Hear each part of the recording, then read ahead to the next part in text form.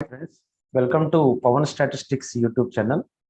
మనం ప్రీవియస్గా 2019 question paper సంబంధించి మీకు ఆల్రెడీ పార్ట్ 1 పార్ట్ 2 కింద 2 వీడియోస్ ఇచ్చాను. అంటే 27 క్వశ్చన్స్ వరకు మనం కవర్ చేసుకున్నాము. సో రిమైనింగ్ క్వశ్చన్స్ కూడా మీకు సొల్యూషన్స్ ఇవ్వడం కోసం ఈ వీడియో చేస్తున్నాం. సో ఈ వీడియోలో మీకు 28 క్వశ్చన్ నుంచి మీకు సొల్యూషన్స్ ఇవ్వడం అనేది జరుగుతుంది. సో దానికంటే ముందు మనం ఎక్స్ప్లెనేషన్కి వెళ్ళే ముందు సో పవన్ స్టాటిస్టిక్స్ ఒక యాప్ని మీరు డౌన్లోడ్ చేసుకోవడం ద్వారా ఏబిపిఎస్సి ఏఎస్ఓ సంబంధించిన స్టాటిస్టిక్స్ కంప్లీట్ కోర్స్ మీరు కోచింగ్ తీసుకోవడం అనేది జరుగుతుంది. ఓకే, సో ఈ యాప్కి సంబంధించిన డీటెయిల్స్ సో మీకు డిస్క్రిప్షన్లో ఇవ్వడం జరుగుతుంది. సో డిస్క్రిప్షన్లో ఇచ్చిన లింక్ని మీరు క్లిక్ చేయడం ద్వారా మీరు యాప్ డౌన్లోడ్ చేసుకోవచ్చు. ఒకవేళ ఒక యాప్ డౌన్లోడ్ అయిన తర్వాత కంప్లీట్ డీటెయిల్స్ అన్ని అందులో ఉంటాయి. అయితే ఏపీపీఎస్సి ఏఎస్ఓ స్టాటిస్టిక్స్ వరకు మొత్తం కోర్స్ వచ్చి 3,999 ఇస్తున్నాము. సో ఒక కూపన్ కోడ్ కూడా ఇచ్చాము మీకు. కూపన్ కోడ్ కూడా డిస్కౌంట్ యాడ్ అవుతుంది. సో కూపన్ కోడ్ మీరు ఎప్పుడైతే అప్లై చేస్తారో డిస్కౌంట్ అనేది యాడ్ అవుతుంది. సో చాలా మంది దాన్ని ఇంకా తగ్గించమని చెప్తున్నారు కోర్సు యొక్క ఫీజుని. సో అంతకంటే ఫీజు తగ్గించడం కుదరదు కాబట్టి మీకు డిస్కౌంట్ కూపన్ కింద మీకు ఒక కూపన్ ఇవ్వడం అనేది జరుగుతుంది. సో ఆ కూపన్ కూడా 31st ఆఫ్ దిస్ మంత్ వరకు అది అవైలబుల్ ఉంటుంది. సో కూపన్ యొక్క కోడ్ ఏంటంటే క్యాపిటల్ లెటర్స్ లో SATH 45. సో ఆల్రెడీ మీరు యాప్ డౌన్లోడ్ చేస్తే కనుక ఆ కూపన్ కోడ్ అవైలబుల్ గా ఉంటుంది. సో అది మీకు అప్లై చేస్తే మీకు 799 రూపీస్ డిస్కౌంట్ అని రావడం అనేది జరుగుతుంది. సో టోటల్ గా మీకు ఏపీపీఎస్సి స్టాటిస్టిక్స్ కి సంబంధించి ఏఎస్ఓ స్టాటిస్టిక్స్ కోర్స్ సంబంధించి మీకు 3,200 నియర్లీ అప్రాక్సిమేట్ గా మీకు ఫీజు అనేది జరుగుతుంది. అలాగే స్టాటిస్టిక్స్ తో పాటు మనకి పేపర్ 2లో ఉన్న 3 పార్ట్స్ ఏవైతే ఉన్నాయో ఎకనామిక్స్ సంబంధించిన కూడా one of the senior faculty civils faculty and group 2 groups economics deal చేస్తున్న ఫ్యాకల్టీ చేత ఒక కోర్స్ కూడా మనం పబ్లిష్ చేయడం జరుగుతుంది. సో మన యాప్లోనే స్టోర్లో మీకు ఆ కోర్స్ అవైలబుల్ గా ఉంటుంది. సో ఆ కోర్స్ కూడా మీరు పర్చేస్ చేసుకోవచ్చు. సో ఎకనామిక్స్ యొక్క కాన్సెప్ట్స్ ఏవైతే ఉన్నాయో ఆ కంప్లీట్ కాన్సెప్ట్స్ అన్ని మీకు 1 year వ్యాలిడిటీతో వస్తాయి. సో ఎకనామిక్స్ కోర్స్ ఫీజు వచ్చేసరికి 1,000 రూపీస్. సో మీకు స్టాటిస్టిక్స్ 3,200 రూపీస్, ఎకనామిక్స్ వచ్చి 1,000 రూపీస్, టోటల్ గా మీకు 4,200 రూపీస్ తో both economics and statistics coaching కూడా అనేది జరుగుతుంది. సో పవన్ స్టాటిస్టిక్స్ అనే యాప్ డౌన్లోడ్ చేసుకోండి. యాప్ డౌన్లోడ్ చేసుకోవడం ద్వారా మీకు కంప్లీట్ డీటెయిల్స్ అన్ని వస్తాయి. సో మీరు కూపన్ ఎప్పుడైతే మీరు అప్లై చేస్తారో మీకు కన్సెషన్ వచ్చి మీకు 3,200 రూపీస్కి వస్తుంది. ఇప్పుడు మనం క్వశ్చన్ పేపర్ ఎక్స్ప్లెనేషన్లోకి వెళ్దాం. సో మనం ఆల్రెడీ ప్రీవియస్ వీడియోలో 27 క్వశ్చన్స్ మీకు ఎక్స్ప్లెనేషన్ ఇచ్చాం. ఓకే, సో 28th క్వశ్చన్ చూద్దాం. Let the random variable x has the probability density function f of x is equal to 1/10 theta where x lies between -5 theta to +5 theta. So x values are -5 theta to +5 theta is given. Okay, and 0 otherwise. Further, let di denote the ith decile of the distribution. I is equal to 1 2 so on 9. ఎందుకంటే 9 డిసైల్స్ ఉంటాయి. మనం డిసైల్స్ అనేవి 9 ఉంటాయి కాబట్టి 1 2 so on 9 అని ఇచ్చారు. So then d3 - d1 into d8 - d4 value ఎంత అని అడుగుతున్నారు. సో ఇక్కడ ఒక ప్రాబబిలిటీ డెన్సిటీ ఫంక్షన్ ఇచ్చారు. దీన్ని మనం సింపుల్ గా పీడిఎఫ్ అని అంటాం. ప్రాబబిలిటీ డెన్సిటీ ఫంక్షన్ పీడిఎఫ్ అనేది ఇచ్చారు. సో ఈ పీడిఎఫ్ కి మనం ఇక్కడ డిసైల్స్ అనేది ఫైండ్ అవుట్ చేయాలి. సో మనకి పీడిఎఫ్ ఇచ్చినప్పుడు డిసైల్స్ ఎలా ఫైండ్ అవుట్ చేయాలి అనేది మనకి ఆల్రెడీ ఈ మోడల్లో ఒక ప్రాబ్లం వచ్చింది. మనం డిసైల్స్ ఎలా ఫైండ్ అవుట్ చేస్తామంటే సపోజ్ మనకి డిఐ కావాలి అంటే ఐత్ డిసైల్ కావాలి. ఐ అనేది 1 2 3 4 5 6 7 8 9 వరకు ఏ వాల్యూని అవ్వచ్చు. 9 డిసైల్స్ ఉంటాయి. సో ఈ డిఐ కూడా కావాలంటే మనం ఎలా చేస్తామంటే integration of A to DI f of x dx equal to I/10 అని చెప్పి తీసుకుంటాం. ఓకే, సో ఇక్కడ ఏ అంటే ఏంటి అంటే ఇది ఏ అవుతుంది. a x b అని చెప్పి తీసుకుంటాం. So x is continuous variable కాబట్టి కంటిన్యూస్ ర్యాండమ్ వేరియబుల్ కాబట్టి అది ఒక ఇంటర్వల్ లో డిఫైన్ అయి ఉంటుంది.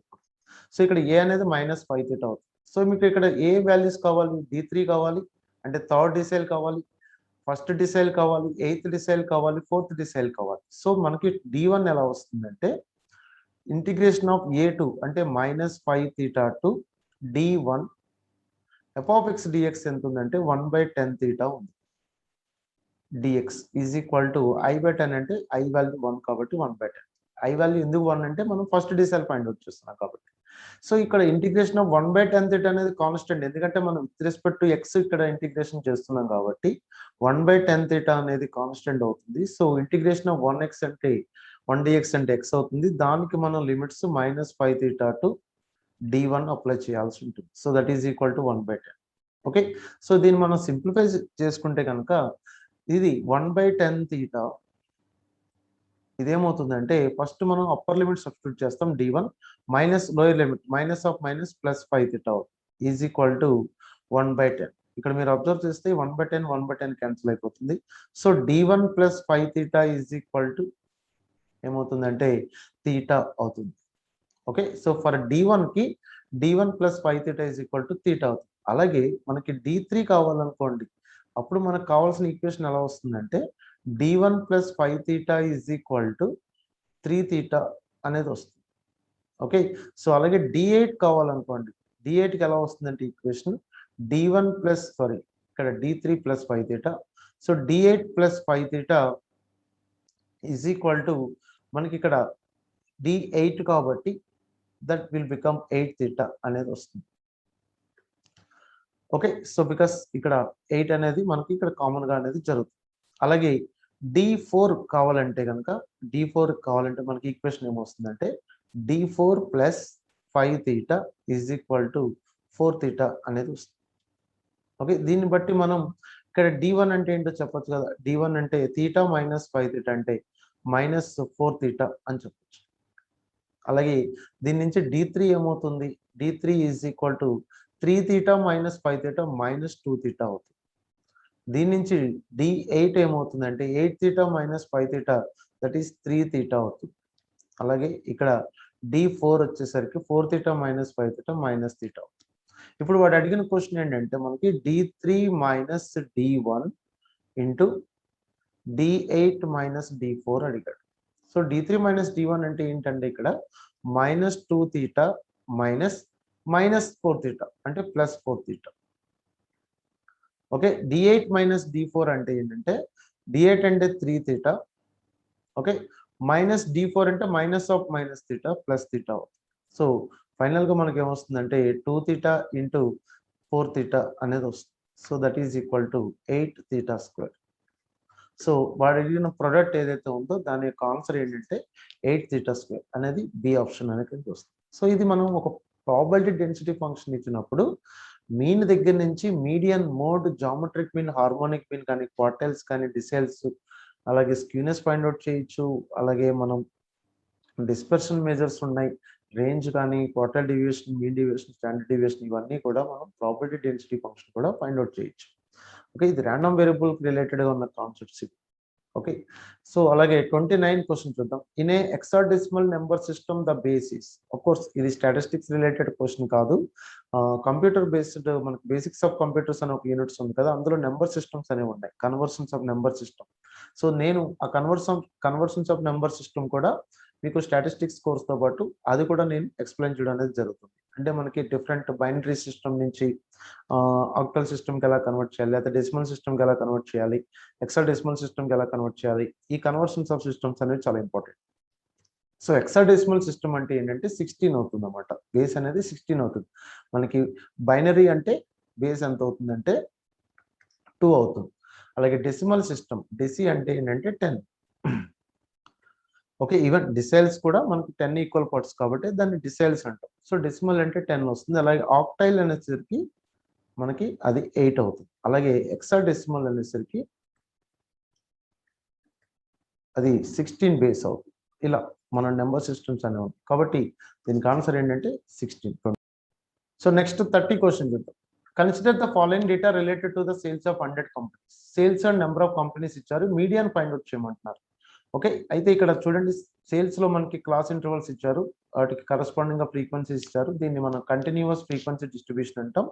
అందులో కూడా a type of continuous frequency distribution అంటే ఇది ఓపెన్ ఎండ్ క్లాస్ అని చెప్తాం. దీన్ని ఓపెన్ ఎండ్ క్లాసిఫికేషన్ అని చెప్తారు. ఎందుకు దీన్ని ఓపెన్ ఎండ్ అంటారంటే ఓపెన్ ఎండ్ క్లాసెస్ అంటే ఏంటంటే ఫస్ట్ క్లాస్ ఇంటర్వల్ కానీ లేదా highest class interval last class ఇంటర్వల్లో కానీ ఒక లిమిట్ డిఫైన్ కాకపోతే దాన్ని మనం ఓపెన్ ఎండ్ క్లాసెస్ అని అంటాం. ఇక్కడ ఫస్ట్ క్లాస్ ఇంటర్వల్లో బిలో 60 అని ఇచ్చారు. బిలో 60 అంటే మీనింగ్ ఏంటి అంటే 60 బిలో అంటే అప్పర్ లిమిట్ డిఫైన్ అయింది, లోయర్ లిమిట్ డిఫైన్ కాలేదు. కాబట్టి ఇది ఒక open end class. Of course మనం ఓపెన్ ఎండ్ క్లాసెస్ కి మీడియన్ చేయొచ్చు. మీడియన్ అనేది most suitable measure of central tendency అని చెప్పొచ్చు ఓపెన్ ఎండ్ క్లాసెస్ కి. సో ఎలా ఫైండ్ అవుట్ చేస్తాం మీడియన్ అంటే మీ అందరికి ఆల్మోస్ట్ ఇది ఐడియా ఉంటుంది మీడియన్ అనేది. సో మనం చేయాల్సింది క్యుములేటివ్ ఫ్రీక్వెన్సీస్ ఫైండ్ అవుట్ చేయాలి. సో క్యుములేటివ్ ఫ్రీక్వెన్సీస్ ఇక్కడే రాసుకుందాం మనం. 12 ప్లస్ 18 30 ప్లస్ 25 55 అవుతుంది. 55 ప్లస్ 30 85 85 ప్లస్ 10 95 95 ప్లస్ 3 98 98 ప్లస్ 2 100 అవుతుంది. అంటే ఇక్కడ టోటల్ ఫ్రీక్వెన్సీ ఎన్ వాల్యూ ఎంత వచ్చిందంటే 100 వచ్చింది. సో మనం ఇమీడియట్ గా కీ ఫ్యాక్టర్ ఏదైతే ఉందో ర్యాంక్ ఆఫ్ మీడియన్ అంటాం దాన్ని 100/2 చేస్తాం అంటే 50/50 వస్తుంది. ఈ 50ని మనం క్యుములేటివ్ ఫ్రీక్వెన్సీస్ లో లొకేట్ చేయాలి. క్యుములేటివ్ ఫ్రీక్వెన్సీస్ లో ఎలా లొకేట్ చేస్తామంటే ఇమీడియట్ గ్రేటర్ దెన్ వాల్యూ కింద లొకేట్ చేస్తాం అంటే 55 వస్తుంది. దీనికి కరస్పాండింగ్ గా ఉన్న క్లాస్ ఇంటర్వల్ ఏదైతే ఉందో దాన్ని మీడియన్ క్లాస్ అంటాం. సో కాబట్టి ఇక్కడ మీడియన్ క్లాస్ అనేది ఏమవుతుంది, మీడియన్ క్లాస్ ఈస్ 62 to 64 అవుతుంది. సో దీని యొక్క లోయర్ క్లాస్ బౌండరీ ఎంత అంటే 62, దాన్ని L తో రిప్రజెంట్ చేస్తాం. అలాగే ఈ మీడియన్ క్లాస్ యొక్క ఫ్రీక్వెన్సీ ఉంది ఇక్కడ 25, దాన్ని F అంటాం. So F is 25. సో అలాగే క్యుములేటివ్ ఫ్రీక్వెన్సీ ఒకటి వాల్యూ తీసుకోవాలి. దాన్ని ఎలా తీసుకుంటాం అంటే మీడియన్ క్లాస్ కి ప్రిసీడెడ్ క్లాస్ ఏదైతే ఉందో దాని యొక్క CF 30 తీసుకుంటాం. అలాగే హైట్ అనేది కావాలి, హెచ్ అనేది. హెచ్ అంటే ఏంటంటే width of the median class. ఇక్కడ width of the median class 62 64 అంటే దాని యొక్క డిఫరెన్స్ అది 2 ఉంది. సో మీడియన్ ఫార్ములా ఏంటి, median is equal to L plus n/2 minus CF/F into h అని చెప్తాం. సో L అంటే ఏంటంటే ఇక్కడ 62 plus n/2 is nothing but n/2 value 50 ఉంది. 50 minus 30 by frequency 25 into 2. Okay, so 62 plus 50 minus 30 into 20 into 40, so 40/25. So 45/25 is nothing but 40/25 value through them. So 40 divided by 25, that is 1.6.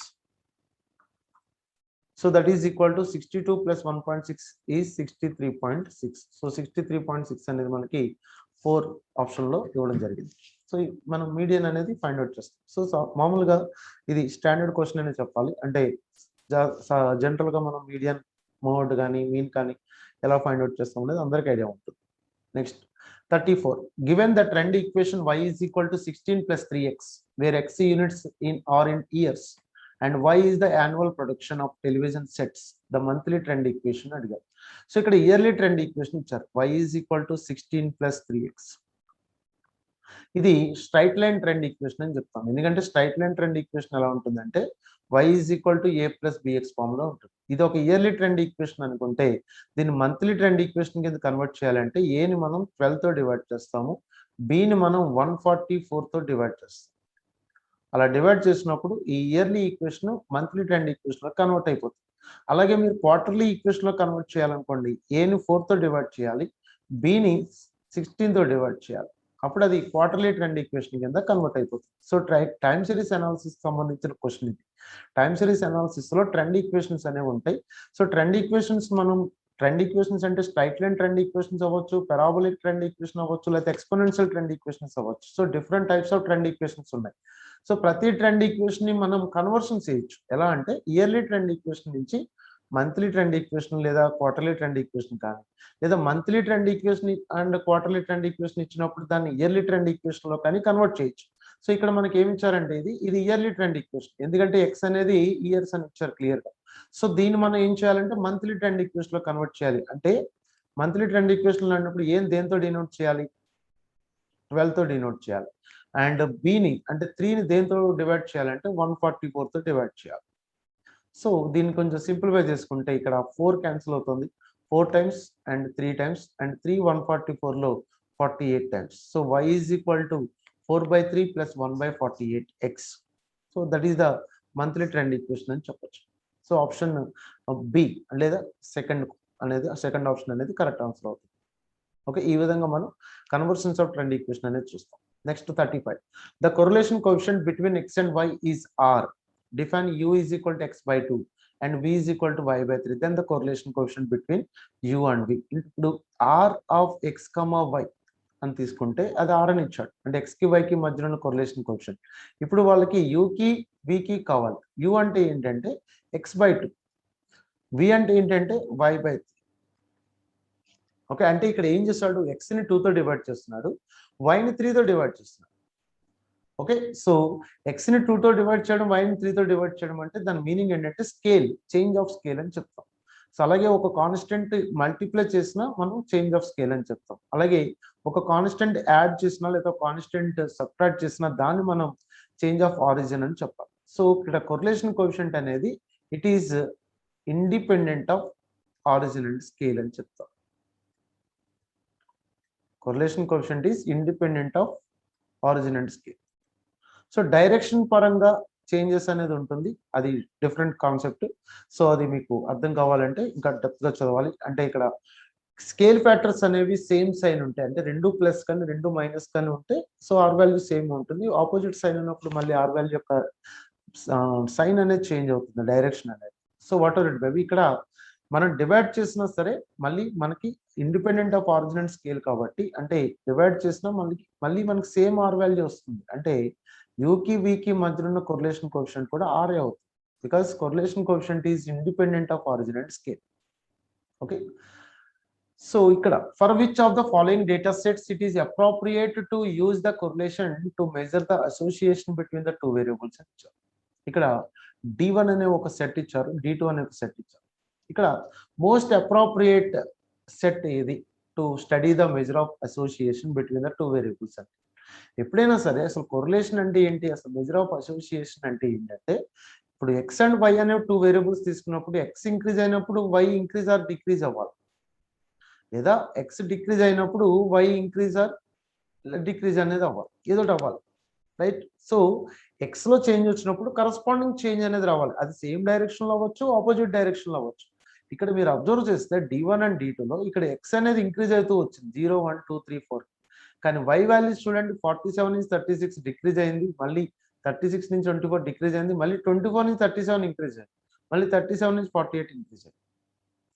కానీ D2 set చూసేసరికి X value gradual గా increase అవుతూ వచ్చింది, similarly y value gradual గా decrease అవుతూ వచ్చింది, అది కూడా కాన్స్టెంట్ రేట్ ఆఫ్ చేంజ్. అంటే ఎక్స్ ఇక్కడ +2 అయితే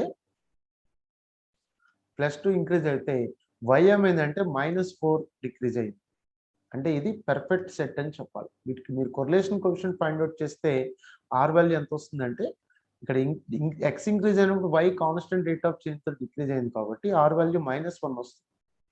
సో ఇక్కడ పర్ఫెక్ట్ సెట్ ఏది అనుకుంటే కనుక, మోస్ట్ అప్రోప్రియేట్ సెట్ ఏది అంటే కనుక D2 సెట్ అని చెప్పాలి. నెక్స్ట్ 37 క్వశ్చన్ వెళ్దాం. Let the equations of 2 regression lines be 7x - 4y = 28. ఒక రిగ్రెషన్ లైన్ ఈక్వేషన్ ఇచ్చారు 7x - 4y = 28 అని, ఇంకొక రిగ్రెషన్ లైన్ వచ్చేసరికి 2y - 7x = 14 అని ఇచ్చారు. అంటే దీన్ని మనం -7x + 2y = 14 అని రాయొచ్చు, లేదా 7x - 2y = -14 అని కూడా రాయొచ్చు. సో ఈ రెండింటిలో మీరు చూసుకుంటే ఇక్కడ regression equation of x on y ఏమవుతుంది, y ఆన్ x ఏమవుతుంది అనేది ఐడెంటిఫై చేయాలి. సో ఇది regression equation of x on y on x అవుతుంది, ఇది regression equation of x on y అవుతుంది. సో అది ఐడెంటిఫై చేయడానికి మనకి డైరెక్ట్ మెథడ్ కూడా ఉంటుంది. సో ఆ మెథడ్ ద్వారా మనం y on x and x on y మనం ఐడెంటిఫై చేస్తాం. సో y ఆన్ x అనేది ఏ ఫామ్ లో ఉంటుందంటే y = a + bx ఫామ్ లో ఉంటుంది. x on y regression line ఎలా ఉండాలి, x = a + by ఫామ్ లో ఉండాలి. సో దీని y = a + bx ఫామ్ లో మారిస్తే 4y = 7x - 28 అవుతుంది. అప్పుడు y = ఏమవుతుందంటే 7/4x - 28/4 అవుతుంది. ఇక్కడ x కోఎఫిషియంట్ ఏదైతే ఉందో దాన్ని byx regression coefficient of y on x అని చెప్తాం. So byx = 7/4. అలాగే ఇక్కడ 7x - 2y = -24 ఉంది, ఇది x = a + by ఫామ్ లో ఉండాలి కాబట్టి 7x ఇక్కడ ఉంచుతాము, -2y పంపించేస్తాం. సో -14 + 2y అవుతుంది. అప్పుడు x ఏమవుతుందంటే -14/7 + 2/7 × y అవుతుంది. ఓకే, సో ఇక్కడ y కోఎఫిషియంట్ ఏదైతే ఉందో దాన్ని bxy అంటాం, that is regression coefficient of x on y. So 2 regression coefficients వస్తే కనుక కొరిలేషన్ కోఎఫిషియంట్ ఎలా వస్తుందంటే రిగ్రెషన్ కోఎఫిషియంట్స్ యొక్క జామెట్రిక్ మీన్ మనం తీసుకోవాలి. ఈ రెండు పాజిటివ్ అయితే ఆర్ వాల్యూ పాజిటివ్ తీసుకుంటాం. 2 రిగ్రెషన్ కోఎఫిషియంట్స్ నెగిటివ్ అయితే ఆర్ వాల్యూ నెగిటివ్ తీసుకుంటాం. సో ఇక్కడ square root of byx into bxy అంటే మనకి 7/4 ఇంటూ 2/7 అని వచ్చింది. ఇక్కడ 7 క్యాన్సిల్ అయితే 2/4 అంటే 1/√2. సో 1/√2 అనేది మనకి ఇక్కడ కొరిలేషన్ కోఎఫిషియంట్ యొక్క వాల్యూ. అది ఆప్షన్ 1 లో ఇవ్వడం జరిగింది. సో ఇలా రిగ్రెషన్ లైన్స్ ఇచ్చినప్పుడు మనం కొరిలేషన్ కోఎఫిషియంట్ ఫైండ్ అవుట్ చేయొచ్చు. ఇక్కడ ఒక ఇంపార్టెంట్ పాయింట్ ఏంటంటే సిలబస్ లో రిగ్రెషన్ అనేది ఇవ్వలేదు మనకి. మెజర్స్ ఆఫ్ రిలేషన్ అని ఇచ్చారు తప్ప కొరిలేషన్ గురించి ఇచ్చారు. కార్ల్ పియర్సన్ కొరిలేషన్ కోఎఫిషియంట్ అన్నారు, స్పియర్మన్ ర్యాంక్ కొరిలేషన్ కోఎఫిషియంట్ అన్నారు, ప్రాబబుల్ ఎర్రర్ అన్నారు. రిగ్రెషన్ గురించి ఇవ్వలేదు. కానీ మీరు రాబోయే ఎగ్జామ్ లో కూడా కొరిలేషన్ తో పాటు రిగ్రెషన్ కూడా చదువుకోవాల్సిన వెళ్ళాల్సిందే. ఎందుకంటే కొరిలేషన్ అండ్ రిగ్రెషన్ అనేవి inter related concepts. Okay, so కాబట్టి కొరిలేషన్ మీద క్వశ్చన్స్ వచ్చాయంటే కొరిలేషన్ అనే కాన్సెప్ట్ సిలబస్ లో ఉందంటే దానికి ఆటోమేటిక్ గా రిగ్రెషన్ అనేది లింక్అప్ చేసుకుంటూ చదవాల్సిందే. ఒక క్వశ్చన్ వచ్చినా ఆ ఒక్క క్వశ్చన్ మనం మిస్ అయినా మనం జాబ్ కోల్పోయే అవకాశం ఉంటుంది. కాబట్టి ఏ క్వశ్చన్ ని మనం ఏ టాపిక్ ని నెగ్లెక్ట్ చేయడానికి వీల్లేదు. ప్రతి టాపిక్ ప్రిపేర్ అవ్వాల్సిందే. నెక్స్ట్ 38 క్వశ్చన్ చూద్దాం. The variance of a distribution is 36. The values of fourth central moment μ4 in order that the distribution be platy should be అని ఇచ్చారు. సో ఇక్కడ వేరియన్స్ ఆఫ్ డిస్ట్రిబ్యూషన్ ఎంత అంటే 36 అని ఇచ్చారు. ఓకే, జనరల్ గా మనం వేరియన్స్ అంటే సిగ్మా స్క్వేర్ లేదా μ2 సెకండ్ సెంట్రల్ మూమెంట్ అని చెప్తాం. దీన్ని 36 కింద తీసుకోమన్నారు. ఇక్కడ ప్లాటిక్ అని ఇచ్చారు. ప్లాటిక్ అంటే ఏంటంటే మనకి కర్టోసిస్ లో 3 టైప్స్ ఉంటాయి. ఒకటి లెప్టోకర్టిక్, నెక్స్ట్ ఒకటి మెసోకర్టిక్, నెక్స్ట్ ప్లాటికర్టిక్. లెప్టోకర్టిక్ కండిషన్ ఏమవుతుంది అంటే beta is 2 is greater than 3 అవుతుంది. మెసోకర్టిక్ కి కండిషన్ బీటా 2 ఈక్వల్ టు 3 అవుతుంది. ప్లాటికర్టిక్ కి బీటా 2 ఈజ్ లెస్ దాన్ 3 అనేది అవుతుంది. ఓకే, సో ఇక్కడ వాడు క్లియర్ గా ప్లాటికర్టిక్ అని ఇచ్చాడు కాబట్టి బీటా 2 వాల్యూ ఇక్కడ లెస్ దాన్ 3 అనేది అవుతుంది. సో ఇక్కడ బీటా 2 అంటే ఏంటి అంటే కనుక μ4/μ2 స్క్వేర్ అనేది అవుతుంది. సో ఇక్కడ μ4 అంటే ఏంటి? Fourth central moment. μ2 స్క్వేర్ అంటే అక్కడ క్లియర్ గా ఇచ్చారు 36. దాన్ని స్క్వేర్ చేసుకోండి. 36 స్క్వేర్ ఈజ్ లెస్ దాన్ 3 అవుతుంది. దీన్ని బట్టి μ4/36 స్క్వేర్ తీసుకుంటే కనుక so 36 square is 1296. So 1296 is less than 3. So 1296 into 3 తీసుకుంటే కనుక 3888 వచ్చింది. సో దీన్ని బట్టి మనం ఏం కన్క్లూడ్ చేయొచ్చు అంటే μ4 ఈజ్ లెస్ దాన్ 3888 అంటే 3888. సో ఇక్కడ క్లియర్ గా ఇచ్చాడు చూడండి. μ4 అనేది ఏమవుతుంది అన్నది. μ4 అనేది 3888 కి అంటే 3888 కి లెస్ దాన్ ఉంటుంది. ఇది ఎలా తెలిసింది అంటే కనుక మనకి ప్లాటికర్టిక్ యొక్క కండిషన్ బీటా 2 లెస్ దాన్ 3 అని తెలియాలి. అలాగే బీటా 2 యొక్క ఫార్ములా μ4/μ2 స్క్వేర్ అని తెలియాలి. అలాగే బీటా 1 కూడా ఉంటుంది స్క్యూనెస్, దానికి μ3 స్క్వేర్ బై μ2 క్యూబ్ అని తెలియాలి. ఇక్కడ మనకి ఇంపార్టెంట్ పాయింట్ ఏంటంటే మనకి మూమెంట్స్ అనే కాన్సెప్ట్ లేదు. మూమెంట్స్ అనే కాన్సెప్ట్ ఇవ్వలేదు. స్క్యూనెస్ అనే కాన్సెప్ట్ ఇచ్చారు కానీ మూమెంట్స్ అనే కాన్సెప్ట్ ఇవ్వలేదు. అలాగే కర్టోసిస్ కాన్సెప్ట్స్ కూడా. సో మనం స్క్యూనెస్ చదువుతున్నప్పుడు ఆటోమేటిక్ గా కర్టోసిస్ చదవాలి. స్క్యూనెస్ అండ్ కర్టోసిస్ తో పాటు మూమెంట్స్ చదవాలి. మూమెంట్స్ లో మనకి వెళ్ళి non central moments, central moments ఉంటాయి, షెపర్డ్ కరెక్షన్స్ ఉంటాయి. సో ఇవన్నీ కూడా మూమెంట్స్ రిలేటెడ్ గా ఉన్న క్వశ్చన్స్ కూడా మీకు చదువుకుని వెళ్ళాల్సిందే. సో క్వశ్చన్ అనేది ఎలాగైనా ఇవ్వడానికి అవకాశం ఉంటుంది. So which of the following is a random sampling method అని చెప్పారు. So judgement sampling, quota sampling, convenience sampling ఈ మూడు కూడా నాన్ ర్యాండమ్ శాంప్లింగ్ మెథడ్ లో జరుగుతాయి. సిస్టమాటిక్ శాంప్లింగ్ కానీ, సింపుల్ ర్యాండమ్ శాంప్లింగ్ కానీ, సిస్టమాటిక్ శాంప్లింగ్. ఈ simple random sampling SRS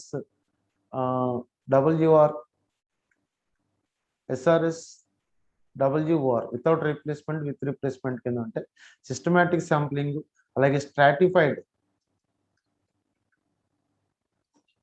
so we divide the total samples into different strata. So stratified sampling ఇవన్నీ కూడా ర్యాండమ్ శాంప్లింగ్ మెథడ్లోకి వస్తాయి. సో ఇక్కడ ఇచ్చిన ఆప్షన్స్ లో చూసుకుంటే జడ్జ్మెంట్ శాంప్లింగ్ అన్న, పర్పస్ శాంప్లింగ్ అన్న ఒకటే.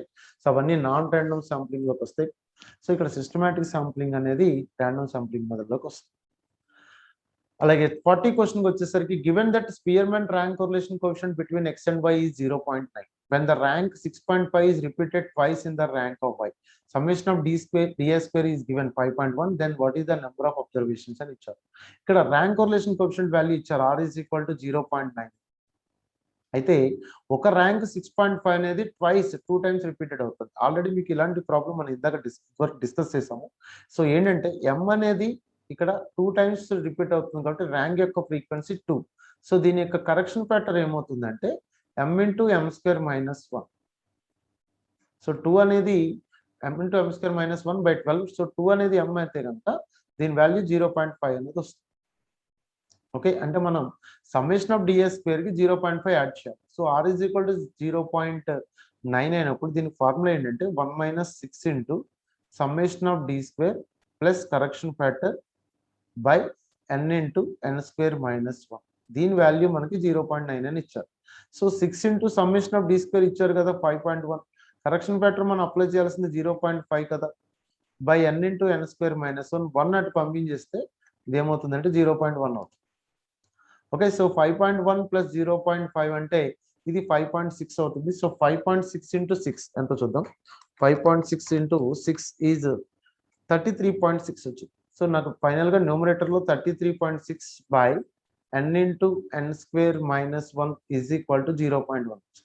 సో దీని నుంచి n into n square minus 1 ఏమవుతుంది 33.6 బై 0.1 అవుతుంది.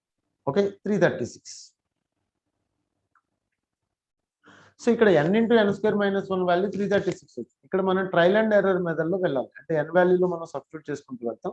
Suppose n is equal to 7 తీసుకున్నాం అప్పుడు 7 స్క్వేర్ మైనస్ 1 ఏమవుతుంది 7 ఇంటూ 48 కదా. సో దట్ ఈస్ 336 సరిపోయింది కదా. కాబట్టి n ఈజ్ ఈక్వల్ టు 7 అలా ఇక్కడ ఉన్న ఆప్షన్స్ లో 1 బై 1 మనం n వాల్యూ సబ్స్టిట్యూట్ చేసుకుంటాం. అంతేగాని దీన్ని మీరు n మల్టిప్లై చేశారనుకోండి n cube minus n is equal to 336 వస్తుంది. దీన్ని సాల్వ్ చేయడం కష్టం. మళ్ళీ మీరు లాంగ్ డివిజన్ మెథడ్కి వెళ్ళాలి. దాని బదులు ఇక్కడ వరకు వచ్చిన తర్వాత మనం n వాల్యూ ఇక్కడ ట్రయల్ మెథడ్ లో సబ్స్టిట్యూట్ చేసుకుంటూ వెళ్తాం. ఆప్షన్ వెరిఫికేషన్ మెథడ్ లో వెళ్ళాలి. సో ఇది 40th question. Next 41. If the Patches and Laspers index numbers are 175 and 112 respectively, then the Fisher index number is. Okay, so Paasche's index number ఇక్కడ ఇచ్చారు, Laspeyres index number ఇచ్చారు, Fisher index number అడిగారు. Fisher index number ఏంటంటే geometric mean of Laspeyres and Paasche's index number అని చెప్తారు. So ఇలా direct గా తీసుకుంటే ఇప్పుడు లాస్పియర్స్ ఇండెక్స్ నెంబర్ మనకి 112 అని ఇచ్చారు, ప్యాచెస్ ఇండెక్స్ నెంబర్ 175 ఇచ్చారు. అంటే 112 కి 175 కి మనం రూట్ ఫైండ్ అవుట్ చేయాలి. So 112 into 175. ఓకే, సో 19,600 వచ్చింది. సో దానికి రూట్ ఫైండ్ అవుట్ చేస్తే మనకి 140 అనేది వస్తుంది. 14 రూటే కదా 196, అంటే 196 రూట్ 14 కదా అలా. సో 140 అనేది ఇక్కడ ఆప్షన్ సి అవుతుంది. సో చాలా మందికి స్టూడెంట్స్ నాకు మెసేజెస్ పెడుతున్నారు, ఫోన్లు చేస్తున్నారు, సార్ క్యాలిక్యులేటర్ అలౌడ్ అవుతుందా? డెఫినెట్ గా అలౌడ్ చేస్తారండి. క్యాలిక్యులేటర్ అలౌడ్ చేస్తారు. మీకు ఇది కంప్యూటర్ బేస్డ్ సిస్టమ్ కాబట్టి కంప్యూటర్ లో ఆల్రెడీ క్యాలిక్యులేటర్ ఉంటుంది కదా, దాన్ని మీరు యూటిలైజ్ చేసుకోవచ్చు. ఒకవేళ అది ఏమైనా లాక్ చేసి ఉంటే కనుక అక్కడ ఉండే ఎవరైతే సూపర్వైజర్ లేదా ఇన్విజిలేటర్స్ ఉంటారో వాళ్ళని మీరు కనుక్కోండి. ఒకవేళ వాళ్ళు మీకు రెస్పాన్స్ సరిగ్గా ఇవ్వకపోతే సర్వీస్ కమిషన్ కి రిలేటెడ్ గా ఉన్న మెంబర్స్ కూడా ఉంటారు టీం అక్కడ. సో వాళ్ళ స్టాఫ్ ని మీరు కన్సల్ట్ అయ్యి, సార్ నాకు ఇది statistics based questions based examination కాబట్టి మాకు క్యాలిక్యులేటర్ అలౌడ్ అనేది ఉంది. సో మనకి ఇన్స్ట్రక్షన్లు ఎలా ఇస్తారంటే క్యాలిక్యులేటర్ అలౌడ్ లేదని చెప్పిస్తారు ఇన్స్ట్రక్షన్. అవి డిఫాల్ట్ ఇన్స్ట్రక్షన్స్ అండి. ప్రతి జనరల్ స్టడీస్ కి లేకపోతే ప్రతి నోటిఫికేషన్ కి ఒక కామన్ రూల్స్ అనేవి ఉంటాయి. అవి అలా వాళ్ళు పబ్లిష్ చేసేస్తూ ఉంటారు. కానీ స్టాటిస్టిక్స్ ఎగ్జామ్ కి కంపల్సరీగా క్యాలిక్యులేటర్ అనేది అలౌ చేస్తారు. ఇది గుర్తుపెట్టుకోండి. ఒకవేళ మిమ్మల్ని అలౌ చేయకపోతే కనుక అక్కడ ఉన్న ఇన్విజిలేటర్ అలౌ చేయకపోతే మీరు ఆ సర్వీస్ కమిషన్ వాళ్ళతో మాట్లాడండి. వాళ్ళు అథారిటీస్ ను ఫోన్ చేసినా సరే మీకు అలౌ చేయడం అనేది జరుగుతుంది. సో చాలా ఇంపార్టెంట్ పాయింట్ గుర్తుపెట్టుకోండి. So and next 42. An investigator wants to arrange 10 items on her scale of language impairment on the basis of the order in which language skills appear in development. Not being entirely confident that she has selected the correct ordering of skills, she asks another professional to rank the items from 1 to 10 in terms of the order in which he thinks they should appear. The data are given below. So ranks given by one investigator and ranks given by another consultant, that is Y. So the ranks are given. Now it is asking Spearman rank correlation coefficient. Very easy. See, first of all, you see the ranks are given. Let it be, this is Rx and it is Ry. Okay, now you find out first D. D is nothing but rank of X minus rank of Y. You find out the difference between the two ranks. So what is the difference between 1 minus 1? That is 0. 2 minus 3 is minus 1. 3 minus 2 is 1. 4 minus 4 is 0. 5 minus 7 is minus 2. 6 minus 5 is 1. 7 minus 6 is 1. 8 minus 8 is 0. 9 minus 10 is minus 1. 10 minus 9 is 1. These are the difference of the ranks. ఇవన్నీ add చేస్తే మీకు 0 రావాలి. Okay, so అప్పుడు ఏం చేస్తారంటే మీరు D square find out చేయండి. D square అంటే వీటి స్క్వేర్ చేయాలి. 0 మైనస్ 1 స్క్వేర్ చేస్తే 1, 1 స్క్వేర్ చేస్తే 1, 0 స్క్వేర్ చేస్తే 0, మైనస్ 2 స్క్వేర్ చేస్తే 4, మళ్ళీ 1, 1, 0, 1, 1 వస్తుంది. ఇప్పుడు మీకు సమ్మేషన్ ఆఫ్ డి స్క్వేర్ ఎంతో చూడండి. ఇవన్నీ యాడ్ చేసుకుంటే 2 + 4 6 + 2 8, 8 + 2 10 వస్తుంది. అంటే నేను డైరెక్ట్గా ఎగ్జామినేషన్లో ఇలా చేయడం బెటర్. మీరు మామూలుగా మనం ఎక్స్ప్లెనేషన్ అయితే rank of x, rank of y, తర్వాత మనం డి ఫైండ్ అవుట్ చేస్తాం, తర్వాత డి స్క్వేర్ ఫైండ్ అవుట్ చేస్తాం, ఇలా టేబులర్ ఫామ్లో మనం ఎక్స్ప్లెనేషన్ చేస్తాం. కానీ ఇక్కడ అంత అవసరం లేదు. ఎగ్జామినేషన్లో మనం ఎంత టైం సేవ్ చేసుకుంటే అంత మంచిది కదా, కాబట్టి డైరెక్ట్గా అక్కడే వేసుకోవాలి. సో ఇక్కడ సమ్మేషన్ ఆఫ్ డి స్క్వేర్ 10 ఇచ్చారు. అయితే ఎన్ని అబ్జర్వేషన్స్ ఉన్నాయి క్లియర్గా ఇచ్చారు కదా, 10 ఐటమ్స్ అని చెప్పి. సో ఇక్కడ n into n square minus 1 ప్లేస్లో n ప్లేస్లో మనం 10 తీసుకోవాలి. సో ఫార్ములా ఏంటంటే r is equal to 1 minus 6 into summation of d square by n into n square minus 1. ఇక్కడ ఏమైనా ర్యాంక్స్ ఏమైనా రిపీటెడ్ అవుతున్నాయా అంటే ఏ ర్యాంక్ ఇక్కడ రిపీట్ అవ్వట్లేదు. సో డైరెక్ట్గా 1 minus 6 into summation of d square అంటే 10, n ప్లేస్లో 9 తీసుకుంటే ఇది 990 అవుతుంది. ఓకే, సో 699, ఇక్కడ 3 క్యాన్సిల్ అవుతుంది. సో 2/33. సో అంటే మనకి 31/33 అనేది రావడం జరుగుతుంది. So Spearman rank correlation coefficient value 31/33. ఇక్కడ ర్యాంక్స్ రిపీటెడ్ అవ్వట్లేదు కాబట్టి 1 minus 6 into summation of d square అంటే కరెక్షన్ ఫ్యాక్టర్ ఇక్కడ అప్లై చేయకండి. So next 43, if the geometric mean of the first set of n observations is G1 and that of second set of 2n observation is G2, then the combined geometric mean of two sets and each other. So combined geometric mean formula ఏంటి? So combined geometric mean formula ఏంటంటే anti-logarithm of n1 into log G1 n2 into log G2 by n1 plus n2. It is the formula. Okay, ఇక్కడ n1 అంటే number of observation in the first set అని చెప్పాలి. n2 అంటే number of observation in the second set. G1 ఏమో first set యొక్క geometric mean, G2 ఏమో second set యొక్క geometric. So దాని ప్రకారం తీసుకుంటే మనకి ఇది యాంటీ లాగరిథమ్ ఆఫ్ ఏమవుతుంది అంటే కనుక, so that is equal to n1 log G1.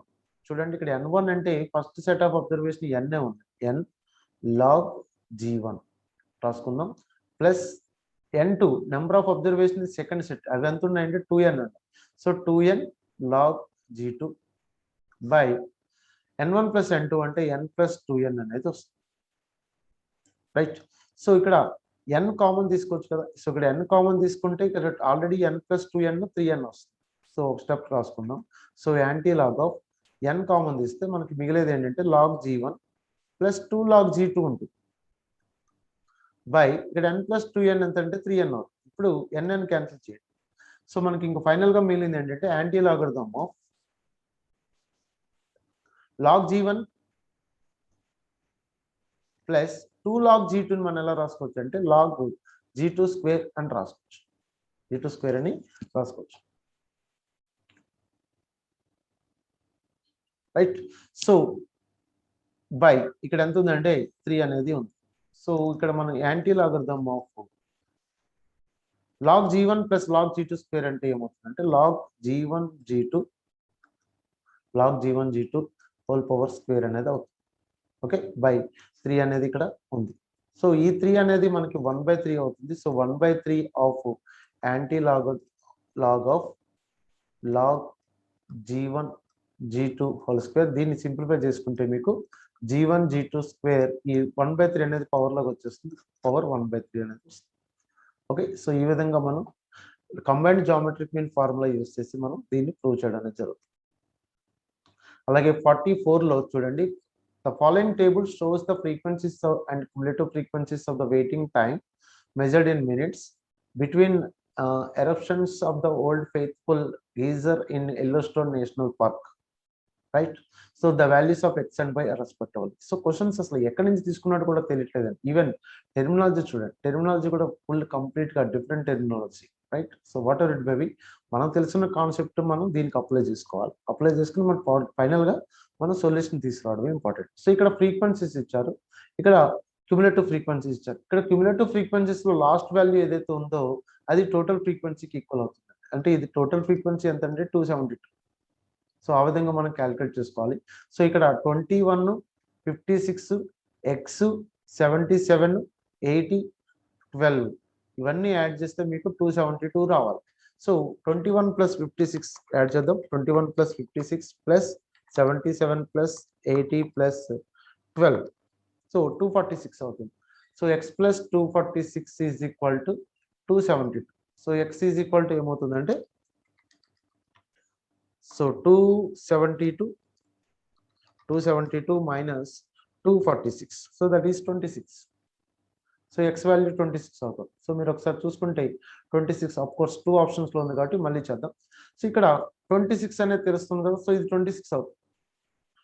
So 77 + 26 ఏమైంది, 103 అయింది. 103 + 77 కదా వై అంటే. సో వై అంటే ఇక్కడ క్యుములేటివ్ ఫ్రీక్వెన్సీస్ 103 + 77 కదా. సో అది ఎంత అవుతుంది, 103 + 77, 103 + 77 is equal to 180. Okay. So x value 26 and y value 180. So మనకు ఆన్సర్ 26,80 అనేది. సో ఇదే ఓపెన్ ఎండ్ క్లాసెస్ అంటే ఎగ్జాంపుల్ కి చెప్పొచ్చు. <50 ఉంది, <90 ఉంది. ఫస్ట్ క్లాస్ ఇంటర్వల్ లేదా లాస్ట్ క్లాస్ ఇంటర్వల్ లేదా సమ్ టైమ్స్ 2 కూడా, రెండు కూడా, అంటే first class interval last class interval రెండు డిఫైన్ కాకపోయినా దాన్ని మనం ఓపెన్ ఎండ్ క్లాసెస్ అని అనొచ్చు. అలాగే 45, if the harmonic mean of first set of n observations is 3/2 and that of the second set of 2n observations is 6, then the combined harmonic mean of 2 sets అని ఇచ్చారు. So ఇక్కడ first set of n observations అని ఇచ్చారు. So first n ఉన్నాయి, దాని యొక్క harmonic mean h1 అనుకుందాం. So దాని యొక్క ఎంత ఇచ్చారంటే 3/2 అని ఇచ్చారు. సెకండ్ సెట్ లో మనకి 2n ఉన్నాయి, దాని యొక్క హార్మోనిక్ మీన్ ఎంత ఇచ్చారంటే h2 అనేది 6 అని ఇవ్వడం జరిగింది. So combined harmonic mean formula ఏంటి అంటే h12 తో రిప్రజెంట్ చేస్తాం. సో n1 + n2/h1 + n2/h2 అని చెప్తారు. సో n1 + n2 అంటే ఈ రెండు అబ్జర్వేషన్స్ మన నెంబర్ ఆఫ్ అబ్జర్వేషన్ యాడ్ చేయాలి, అంటే 3n వస్తుంది కదా. సో అలాగే n/h1 అంటే 3/2 సబ్స్టిట్యూట్ చేయండి. ఇక్కడ n2 అంటే 2n/6 చేయండి. ఓకే.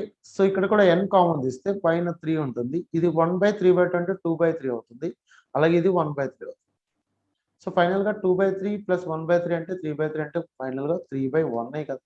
సో 3 అనేది కంబైన్డ్ హార్మోనిక్ మీన్ అనేది. అలాగే 46 చూస్తే ఇక్కడ 3 డిఫరెంట్ సెట్స్ ఇచ్చారు. So consider the 3 set of data. ఇక్కడ D1 అనేది ఇచ్చారు, ఎన్ని అబ్జర్వేషన్స్ ఉన్నాయండి, 5 అబ్జర్వేషన్స్ ఉన్నాయి.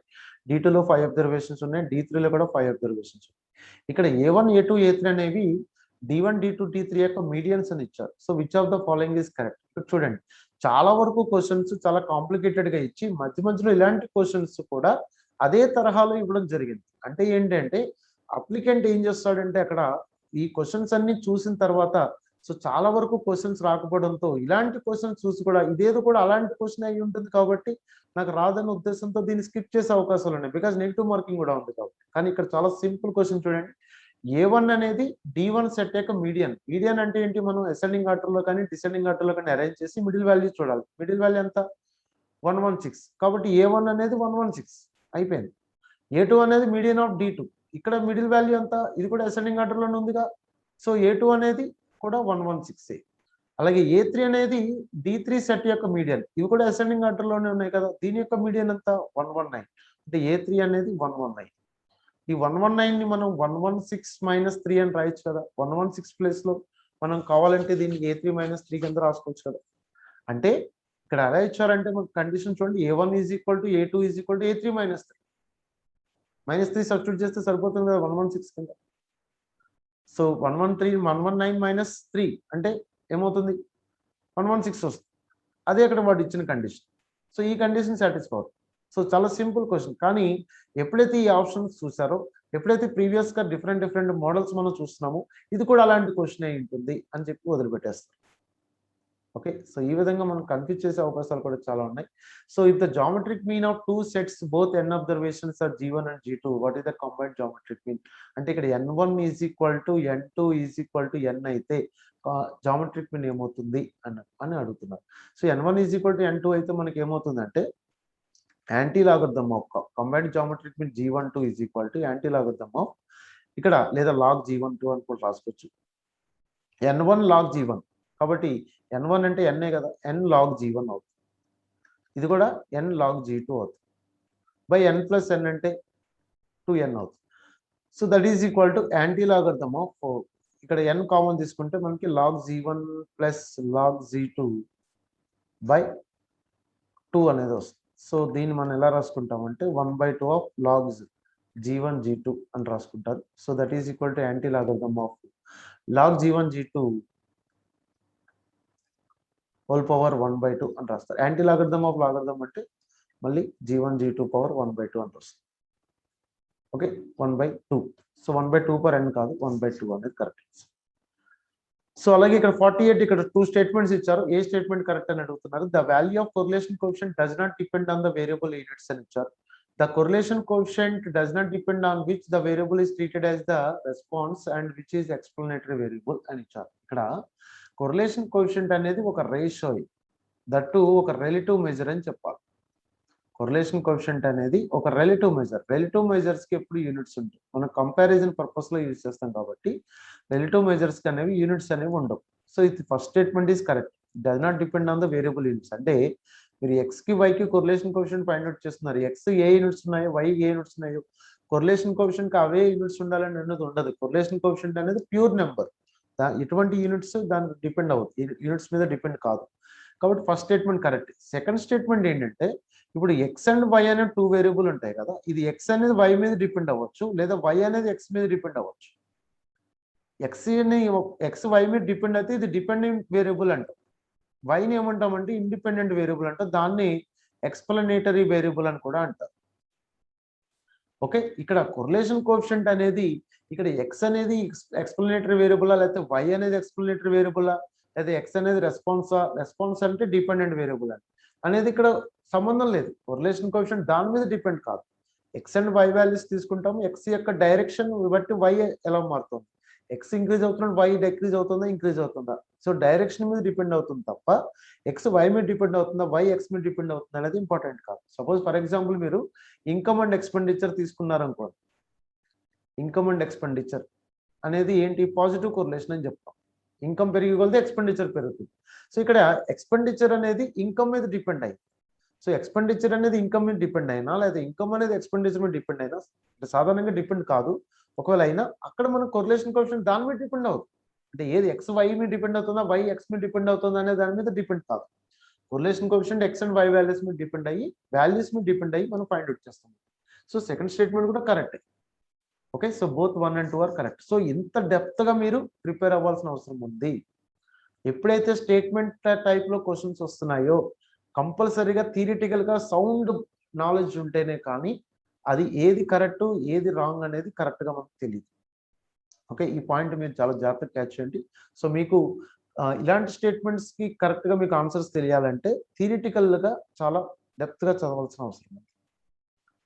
సో అలాగే 49 క్వశ్చన్ చూద్దాం. Following are the data related to temperature అనే particular day at 6 places of Hyderabad measured at 2 different instruments. Measured by 2 different instruments. First instruments ద్వారా ఈ మెజర్మెంట్స్ వచ్చాయి, సెకండ్ ఇన్స్ట్రుమెంట్ ద్వారా ఈ మెజర్మెంట్స్ వచ్చాయి. Correlation coefficient between x and y అని ఇచ్చాం. ఇక్కడ ఒకసారి చూడండి, జాగ్రత్తగా అబ్జర్వ్ చేస్తే ఏ అండ్ ఏ యొక్క ప్లేస్ లో ఫస్ట్ ఇన్స్ట్రుమెంట్ యొక్క టెంపరేచర్, సెకండ్ ఇన్స్ట్రుమెంట్ టెంపరేచర్ ఎంత అంటే 35 and 34. ఇలా 2 ఇన్స్ట్రుమెంట్స్ యొక్క టెంపరేచర్ వాల్యూస్ మీరు అబ్జర్వ్ చేస్తే 2 వాల్యూస్ క్లియర్ గా మనకి ఏం తెలుస్తుంది అంటే x is equal to y plus 1 అని తెలుస్తుంది. దీనికి +1 యాడ్ చేసుకుంటే ఎక్స్ వస్తుంది చూడండి, లేదా ఎక్స్ లోంచి 1 సబ్ట్రాక్ట్ చేసిన వై వస్తుంది. అలా కూడా రాసుకోవచ్చు. Y is equal to x minus 1 అంతే కదా. So y is equal to x minus 1 అంటే ఇది y is equal to a x plus b form లో ఉంది అని చెప్తారు. ఇక్కడ ఎక్స్ కోఎఫిషియంట్ ఏ ఏదైతే ఉందో అది స్లోప్ అని చెప్తాం, లేదా y is equal to a plus b x అని కూడా తీసుకోవచ్చు. ఎక్స్ కోఎఫిషియంట్ బి అనేది స్లోప్ అవుతుంది. ఈ స్లోప్ కనుక పాజిటివ్ అయితే ఆర్ వాల్యూ +1 అవుతుంది. స్లోప్ కనుక పాజిటివ్ అయితే, అదే స్లోప్ కనుక నెగిటివ్ అయితే ఆర్ వాల్యూ -1 అవుతుంది. ఇక్కడ స్లోప్ ఏమైంది, పాజిటివ్ అయింది, సో ఆర్ వాల్యూ +1. మీరు దీనికి Karl Pearson correlation coefficient formula use చేసి ఫైండ్ అవుట్ చేసినా అదే వస్తుంది. Next, if minimum first quartile, median third quartile and maximum of some data are 100, 110, 115, 160, 220 respectively, then this data corresponding to most likely to a distribution that is అని ఇచ్చారు. ఇక్కడ first quartile value ఇచ్చారు, third quartile value ఇచ్చారు, అలాగే median value కూడా ఇచ్చారు. Okay, so first quartile value ఎంతంటే minimum value 100, so first quartile value Q1 is equal to 110. Next value మనకు మీడియన్ అని ఇచ్చారు, దట్ ఈస్ మీడియన్ అనొచ్చు లేదా Q2 అని కూడా అనొచ్చు, సెకండ్ క్వార్టైల్కి ఈక్వల్ అవుతుంది, సో 115 అని తీసుకోండి. అలాగే థర్డ్ క్వార్టైల్ అని ఇచ్చారు, దట్ ఈస్ 160. మీరు ఇది ఎలా ఫైండ్ అవుట్ చేయాలంటే Bowley's coefficient of skewness formula use చేయాలి. Bowley's coefficient of skewness formula ఏంటంటే Q3 + Q1 - 2Q2 / Q3 - Q1 అని చెప్తుంది. ఇక్కడ Q3 + Q1 2Q2 కంటే ఎక్కువ ఉంటే పాజిటివ్లీ స్క్యూడ్, తక్కువ ఉంటే నెగిటివ్లీ స్క్యూడ్. ఆ నెగిటివ్లీ స్క్యూడ్ని లెఫ్ట్ సైడ్ స్క్యూనెస్ అంటాం, పాజిటివ్లీ స్క్యూడ్ని రైట్ సైడ్ స్క్యూనెస్ అంటాం. సో Q3 + Q1 అంటే ఏంటి అంటే ఇక్కడ Q3 value is 160. So 160 + 110 - 2 × 115 / 160 - 110. So 160 + 110 అంటే ఇది 270 మైనస్ ఇది 230 160 / -110 అంటే that is going to 5. So ఫైనల్గా మనకి ఏమొస్తుంది అంటే 40/5, దట్ ఈస్ ఆల్మోస్ట్ 8 వస్తుంది. సో ఇది పాజిటివ్ వస్తుంది. So skewness value positive value వచ్చింది నాకు. 270 - 230 ఎప్పుడైతే న్యూమరేటర్ పాజిటివ్ అయిందో Q3 + Q1 వాల్యూ 2Q2 కంటే ఎక్కువ ఉందో కంపల్సరీ పాజిటివ్లీ స్క్యూడ్ అని చెప్పేయచ్చు. సో పాజిటివ్లీ స్క్యూడ్ అంటే it is skewed to the right అని చెప్తాం. ఓకే, సో ఈ విధంగా ప్రతి చాప్టర్లోనూ కొంత డెప్త్గా వెళ్ళిన క్వశ్చన్స్ ఉన్నాయి, కొంత బేసిక్ లెవెల్లో ఉన్న క్వశ్చన్స్ కూడా ఉన్నాయి. ఓకే, నేను ఫస్ట్ నుంచి మీకు ఏం చెప్తున్నానంటే మనకి ఇచ్చిన సపోజ్ ఇదే ప్యాటర్న్లో కనుక ఎగ్జామ్ నెక్స్ట్ రాబోయే ఎగ్జామ్ కూడా ఉన్నా సరే మీకు తెలిసిన క్వశ్చన్స్ మినిమం 50 to 60 క్వశ్చన్స్ ఉంటాయి. ఎప్పుడంటే మీరు పర్ఫెక్ట్గా స్టాటిస్టిక్స్ బాగా ప్రిపేర్ అయితే వాళ్ళు ఇచ్చిన సిలబస్ ప్రకారం. ఓకే, ఇంక కొన్ని డెప్త్ ఉంటాయి, కొన్ని అవుట్ ఆఫ్ సిలబస్లో అంటే మీరు ప్రిపేర్ అవ్వలేని క్వశ్చన్స్ కూడా కొన్ని ఉంటాయి. సో అలాంటి క్వశ్చన్స్ గురించి బర్రీ అవ్వకుండా, అది ఎవరూ రాయలేరు కాబట్టి ఈ తెలిసిన 60 or 70 క్వశ్చన్స్ మీరు పర్ఫెక్ట్గా రాయడానికి కావాల్సిన ప్రిపరేషన్ స్ట్రాటజీ మీ దగ్గర ఉంటే సో డెఫినెట్గా ఆ మార్క్స్ మీరు రీచ్ అవుతారు. సో ఎకనామిక్స్ మీద కూడా ఎక్కువ ఫోకస్ చేయండి. బోత్ ఎకనామిక్స్, స్టాటిస్టిక్స్ రెండు ప్యారల్గా ప్రిపేర్ అయిన వాళ్ళకి మాత్రమే ఇక్కడ జాబ్ వచ్చే అవకాశం అనేది ఉంటుంది. ఇది ఖచ్చితంగా ఇది preparation strategy, correct preparation strategy అని చెప్పాలి. ఓకే, సో నేను ఇప్పుడు ఈ పార్ట్లో మీకు 50 క్వశ్చన్స్ వరకు నేను ఎక్స్ప్లెయిన్ చేస్తాను. నెక్స్ట్ పార్ట్ 4లో 51 క్వశ్చన్ నుంచి మీకు ఎక్స్ప్లెనేషన్ అనేది చేస్తాను. Thank you very much.